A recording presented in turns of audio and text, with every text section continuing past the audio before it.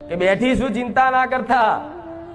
તો જેને જેને આ વાત ઉપર ભરોસો આવતો હોય કે ખુખાર મેલડી સાક્ષાત બેઠી હશે તો મગજમાં ગોઠ બોધી લેજો, ગોઠ મારી લેજો। તમારા માટે કદાચ અડધી રાતે યાદ કરજો કૂદકો મારી નાવ તો હું મેલડી નહીં।